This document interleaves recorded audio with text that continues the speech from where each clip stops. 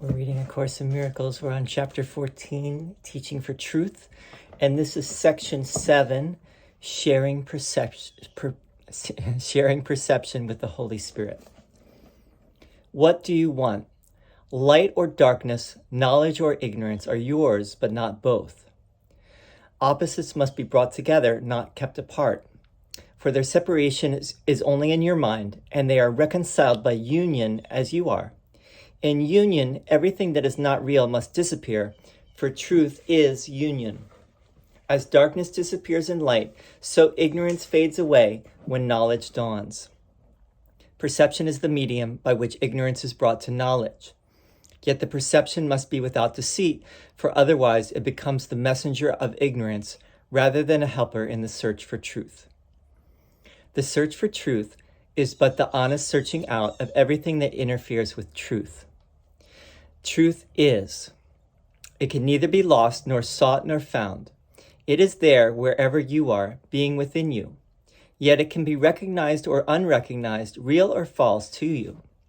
If you hide it, it becomes unreal to you because you hid it and surrounded it with fear.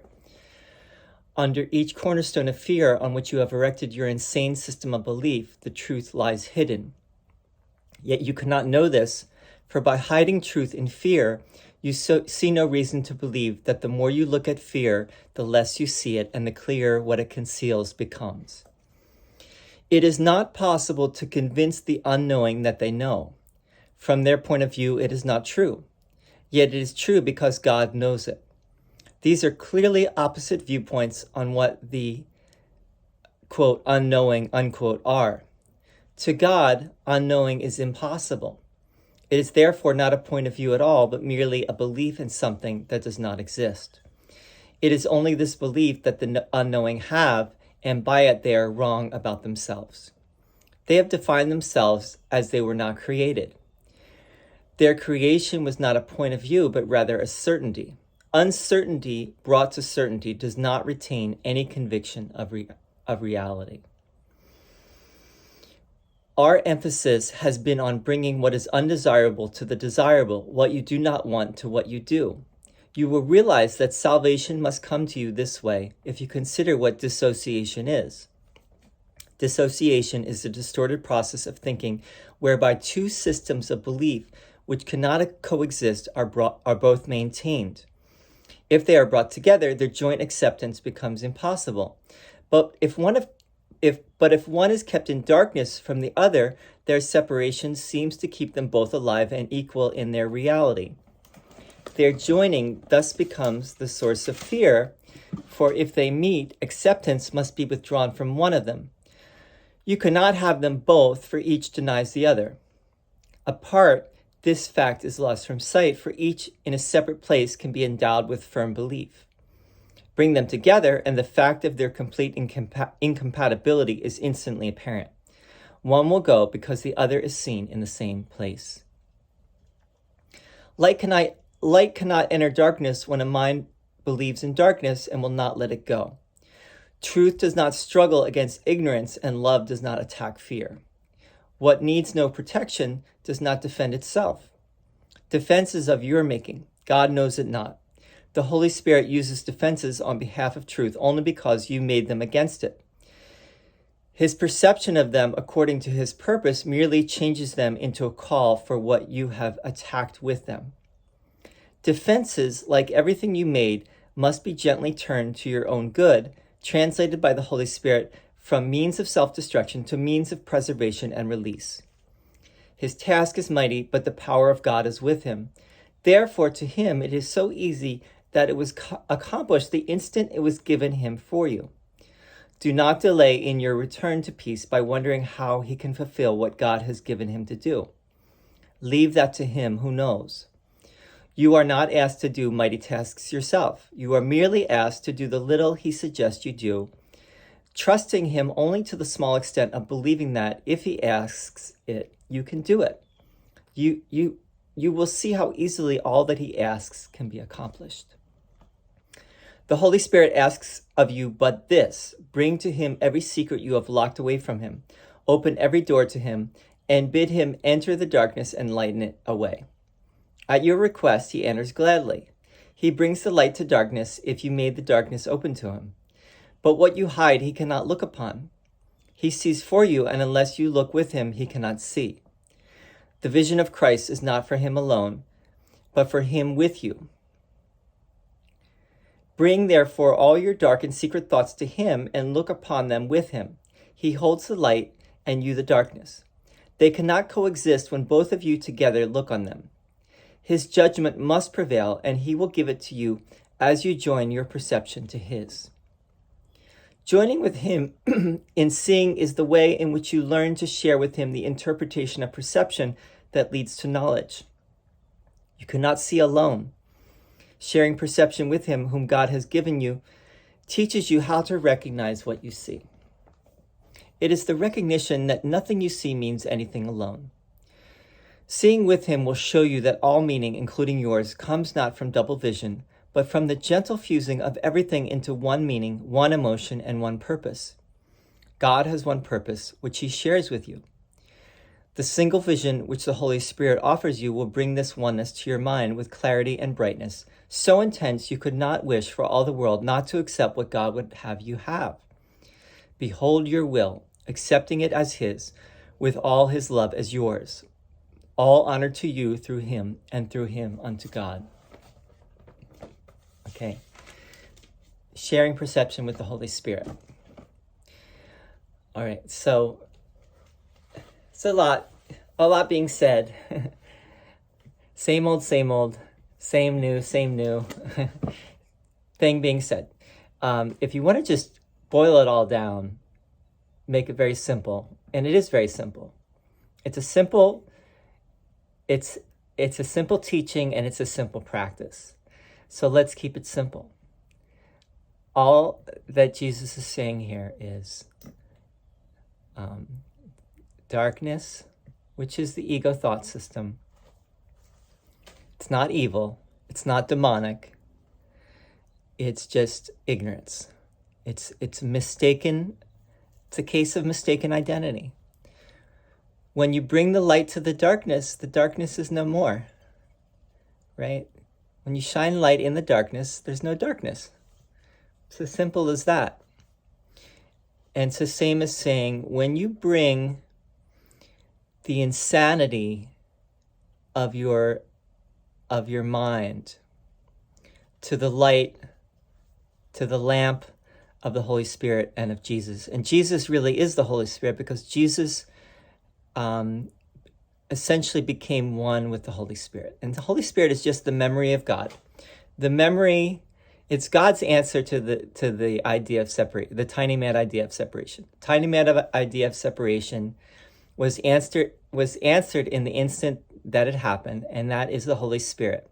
And the Holy Spirit is basically the memory of God that came with us and is kind of buried in the mind, in our mind or in our heart, came with us into the separation. But the answer was there the moment that that idea was there. So it never really took hold. It only took hold in a dream, basically, which is where we are. It didn't really take hold because it's an impossibility. Separation is impossible. So the Holy Spirit basically is the memory that we are still at home in God. And that has never changed, and that could never change.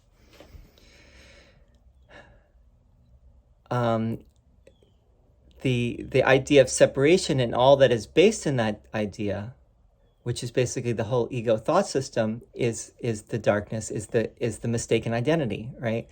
And if you bring the lamp, as I was saying, of the Holy Spirit and of Jesus to that, it shines it away. But if you don't, if you don't, let's just say, if you are not open to that and to the possibility that is true, it won't work as well. It'll still, in a sense, we're all going home willy-nilly, meaning whether we want to or not, we're all going home, right? But if you want to go home quicker, if you want to work through your issues and free yourself from suffering, now, like sooner rather than later, this is how you do it. Let me read this one part. Do not delay in your return to peace by wondering how he can fulfill what God has given him to do. Leave that to him who knows, meaning the Holy Spirit. You are not asked to do mighty tasks yourself. You are merely asked to do the little he suggests you do, trusting him only to the small extent of believing that if he asks you, you can do it. I believe this is actually echoing Paul, who said something like this in one of his letters, which was like, we are not asked to do more than we can. Like it's like that saying that God doesn't give you anything more than you can deal with. You will see how easily all that he asks can be accomplished. And then it goes on, this is kind of funny. The Holy Spirit asks of you, but this, bring to him every secret you have locked away from him. Open every door to him and bid him enter the darkness and lighten the way. That seems to be not such a small thing. But let's just look at this in practical terms. Like, what are we talking about? All right. Let's say you have thoughts. You have a thought that you really can't live with. Like you want someone to die, right? You wish someone, you don't wish someone well, or you or you just have some grievance or hatred. Now, that may not be completely conscious, but if you are able to make it conscious and you are able to say, yes, that's there, I acknowledge that. I'm not denying that is there, but that is not my true self. That is the ego. And I'm going to bring that to the light of love, which is the Holy Spirit, which is that thought, which is unloving, has no reality. And I'm not going to give it reality. I'm just going to look at it. I'm just going to observe it. I'm just going to calmly observe that thought. I'm not going to give it energy. I'm not going to make it real in my mind. I'm just going to calmly observe it, and I'm going to look at it with Jesus and the Holy Spirit, which is, that's not true. It's not real. It has no real existence. And in doing that, it will maybe not right away, but it'll gradually, it's basically like laughing at it. Just saying, come on, that's just that little mouse that roared, the ego, right? That's not who I really am, what I really am. I am love, and love, can only love. And so when you look at it that way, it will dissolve, right? And if you make it real in your mind and you give it energy and you don't look at it with Jesus and the Holy Spirit and you take it seriously, you continue to be enmeshed in the illusion of the separation, right? So that, I hope that made it a little bit clearer if you were wondering.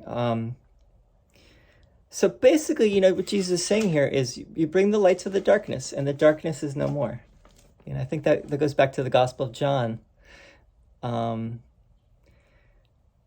So light is knowledge, right? And knowledge is God's realm. Gnosis, right? And that is the perfect oneness. That is the non-dual. You might even say, even beyond perfect oneness is the non-dual reality. Why would you say non-dual instead of oneness? Because oneness is still a word and a concept, just like the word God. Some people, for example, Buddhists, I was just reading this thing about how this one Buddhist thinker was saying, well, in a sense, we do have we do have a concept of an absolute, but we don't necessarily want to use the word God because that word is often associated with Christianity, and what we're talking about is a little bit different than conventional Christianity.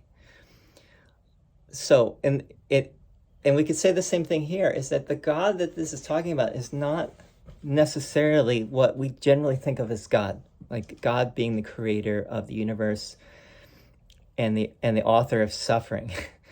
This is saying that is not, if anything, we're talking about God as love. Love does not attack.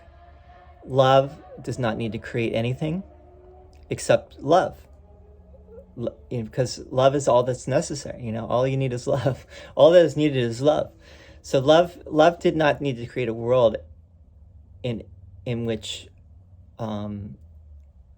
the beings of that world suffered and needed redemption and needed to be saved by someone. And so God had to kill his only beloved begotten son in order for the world to be redeemed. In a sense, from this perspective, that does not make any sense. In many ways, this is like Gnosticism, but it's also different from Gnosticism. It's different than traditional Gnosticism. Traditional Gnosticism tends to have it tends to make matter and spirit as in, like in opposition to each other. Whereas what we're talking about here is love is not opposing anything. Love doesn't attack. Love doesn't even know about the separation. God doesn't know about the separation. God is not at war, and God's sentinels and God's, so to speak, emissaries are not fighting against anything. That's different than traditional Gnosticism, and there are other differences too. Ken Wapnick actually has a great book.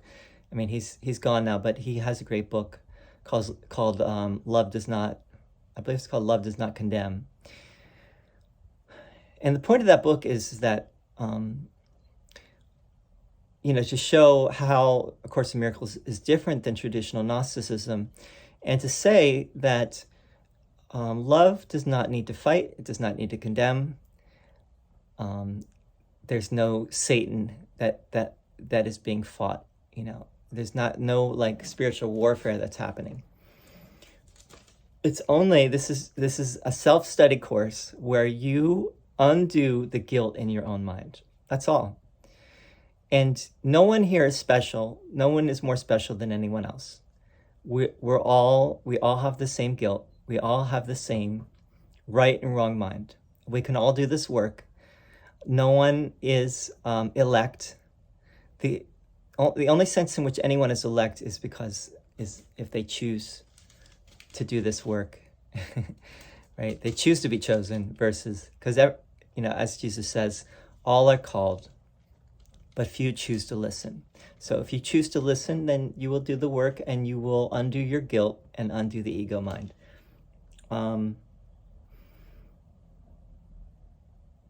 Dissociation is a Freudian concept. Jesus keeps talking about dissociation in the Course. He talks about it here.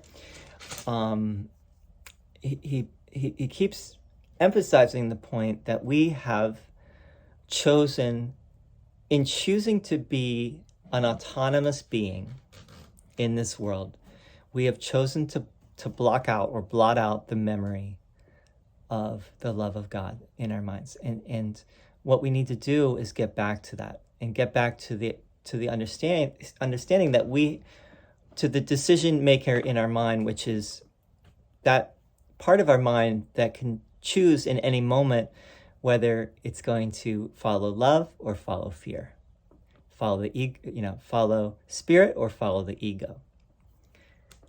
Knowledge or ignorance, light or darkness, which one do you want?